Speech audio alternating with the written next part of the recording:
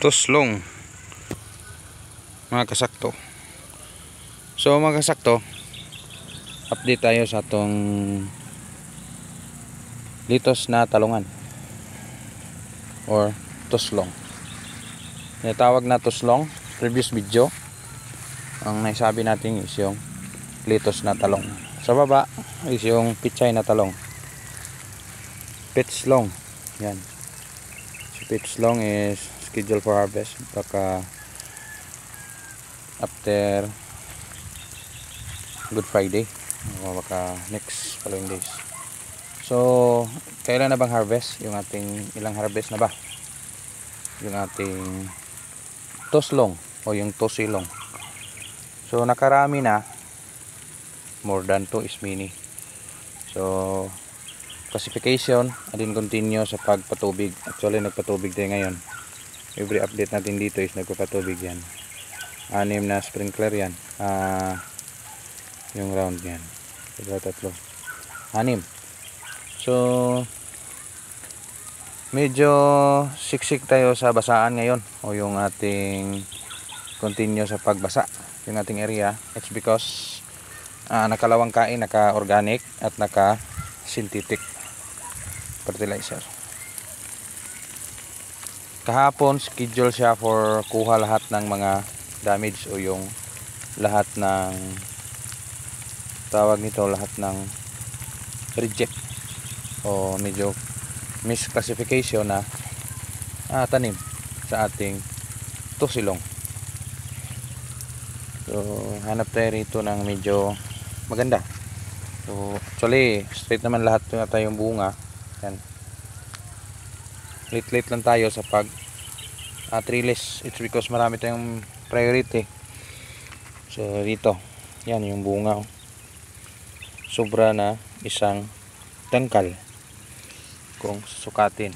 Actually next following days pa, mag 2 to 3 days pa siguro yung schedule for harvest naman ito. Yan, may mga bunga na yan.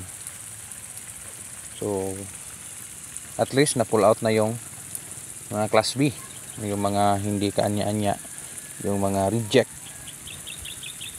bakas ni fruit fly. For the purpose kasi niyan, ayaw nating mahalo yung iba. So may maraming magandang bulaklak na si tusilong.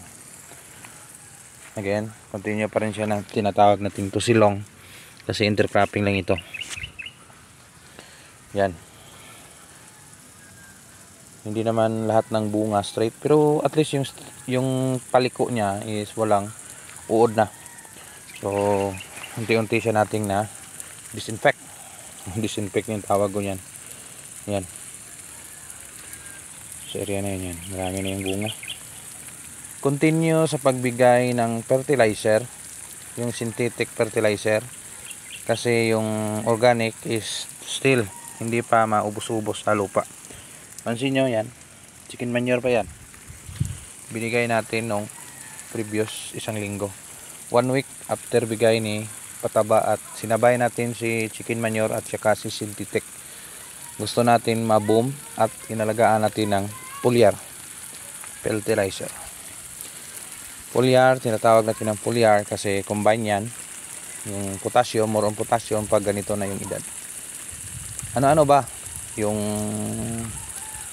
pilit nating pinaalam sa mga kapwa farmers na gustong magtanim ng talong? Siyempre yung area, salatin nyo sa organic, hindi puro synthetic fertilizer. Si tusilong o yung ating talungan na ngayon is talong na lang,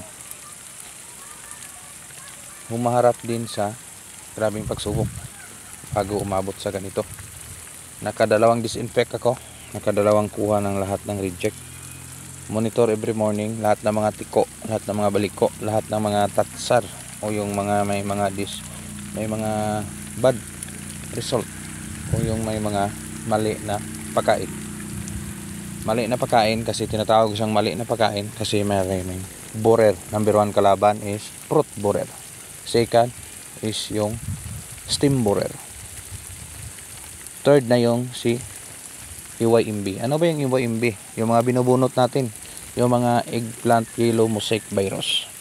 Siya yung pinakasalat din sa lipunan sa pagtatalong. Yan, hindi talaga perfect. May mga fall-in talaga na ganyan, no? Hindi natin siya gawa-gawang 100% kakapit yung bulaklak kahit linalabanan pa natin. Example, may foliar, organic at saka synthetic. More on potassium para kakapit yung bulaklak, more on foliar para kakapit sa bulaklak. Still, hindi yan magawa-gawa ni farmers na 100% makuha yung timing na yan. It's because napakalakas yung init sa lugar namin. And then napakalakas yung init. Yung siyempre yung mga shower na ginamit natin, improvise lang ito. Iba talaga pag natural. Yun ang alagaan natin sa pagtatalong. Iba talaga kung natural na ulan yung bigay. Siyempre yung patubig na bigay, okay yun yan. Kasi si talong maganda din sa mga open sunlight o yung mga ganitong area ko. So napakaganda. Kasi yung bulaklak sa umaga, kung may araw, kung lakas yung init, talagang maiinitan sila lahat.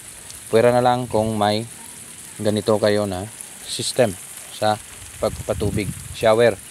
Lahat ng katawan ng buo ng talong is mababasa, hindi lang yung ugat. Ugat, dahon, bulaklak, bunga, puno at kanyang mainom. Yan ang kinakailangan ni talong sa pag-observe ko. Respeto din natin yung kung ano sa inyo. Importante, tiwala sa sarili, tibay ng loob sa pagtatanim.